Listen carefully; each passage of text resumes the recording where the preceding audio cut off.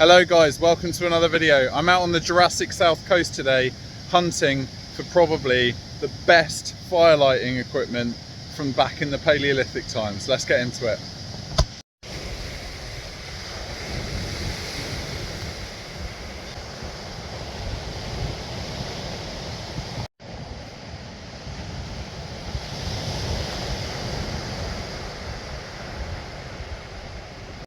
So as this sea roars in, I'm really hoping that you guys can hear me, but I'm out hunting pyrite, iron pyrites, otherwise known as fool's gold.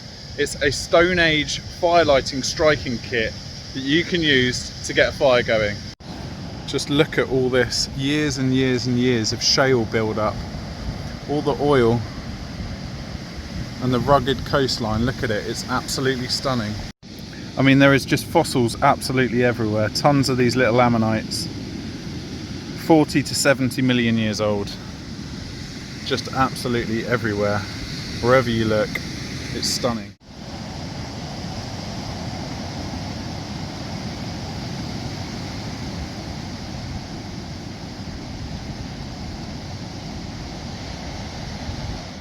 So I think I've just spotted a little bit of pyrite down here.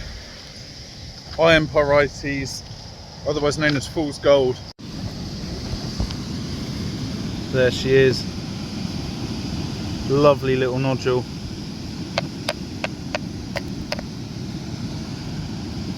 And that will take a spark off a sharp bit of flint. It's excellent. You can see all the iron deposits in there now.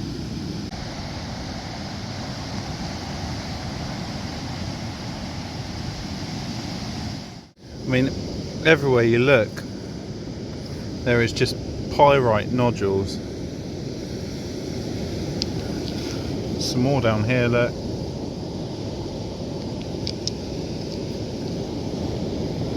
Haha, so cool. Big ones, small ones, some as big as your head. I mean, that's pretty lucky, right? That's awesome.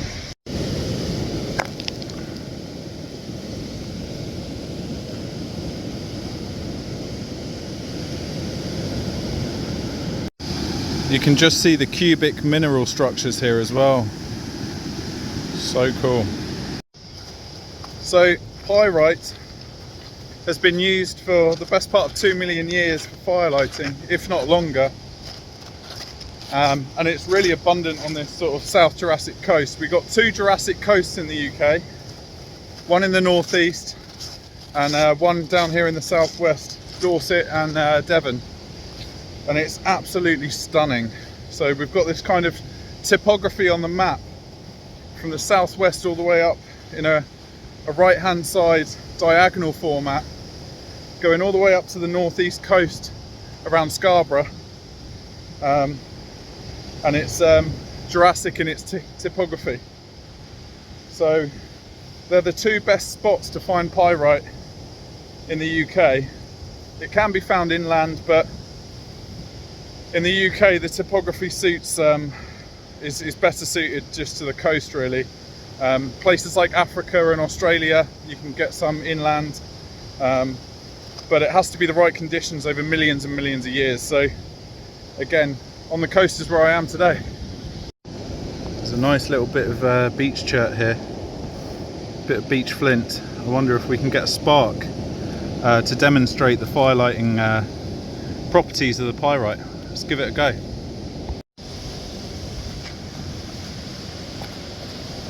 Right guys, so the thing about pyrite is you kind of want to break off and get to that kind of really shiny bit in the middle.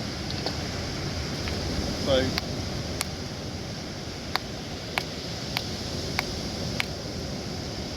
I just want to expose a bit more of that sort of metal on the inside.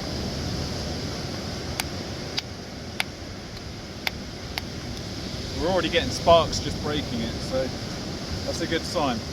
Let's break the flint and make sure it's a nice clean break so that we get a sharp bit.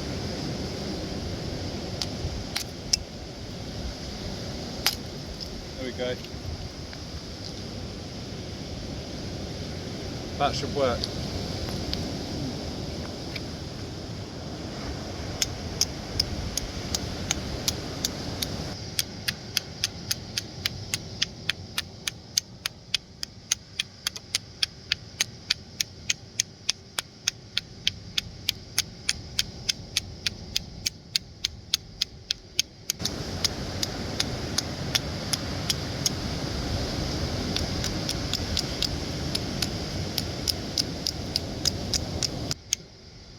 Hopefully you can see that. It's sparking.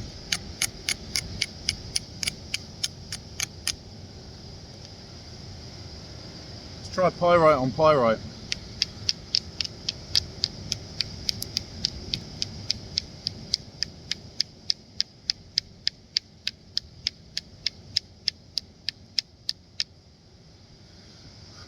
It's throwing a lot of cool sparks, no hot ones.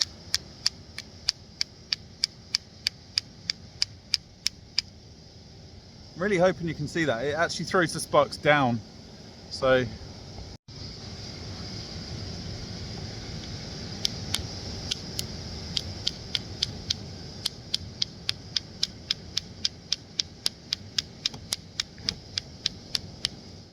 it's got such a lovely smell as well. When it starts to burn, it smells like firework day or firework night, bonfire night. It's just incredible. It really is. It's gorgeous. And this just goes to show that you never know what you're going to find, because there's actually a little segment, you see that there, a little segment of ammonite. So that's a true fossil in the pyrite. That's 70 million years old. That's insane. That's gorgeous.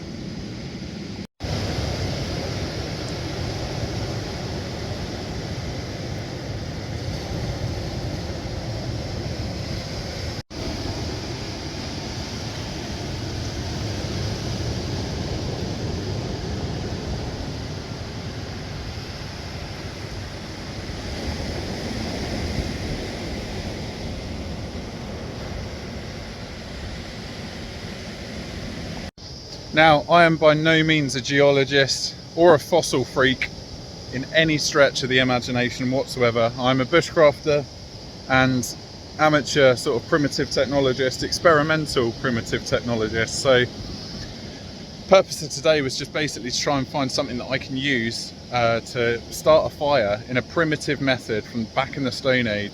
And the word pyrite actually literally translates into firestone. So it's taken from ancient Greek and then later into Latin.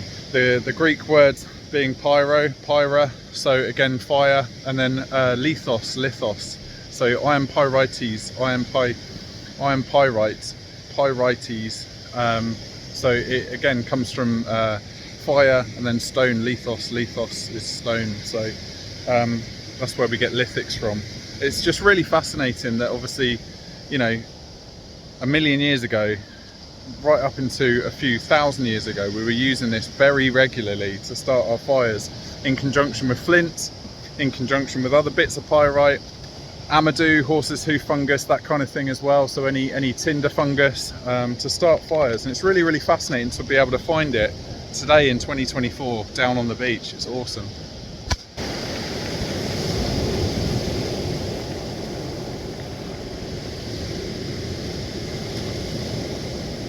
So primitive firelighting. So there are several different types of primitive firelighting. We've been able to use different methods of getting a fire going for millions of years. Early hominids would have used things like bow drill fire friction, hand drill fire friction, fire plough, which is again another method of fire by friction, flint on iron pyrites, as you've just seen today, creating some cool sparks thrown in a downward motion. It's just an abundance of different materials that are out on your coastline that you can pick up, take a step back into kind of how our ancestors would have done things, and it gives you a real sense of connecting to the landscape around you. It's amazing.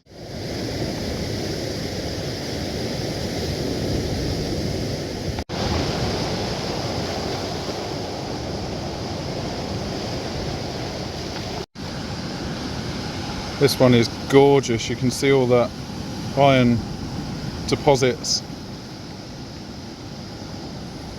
Absolutely stunning.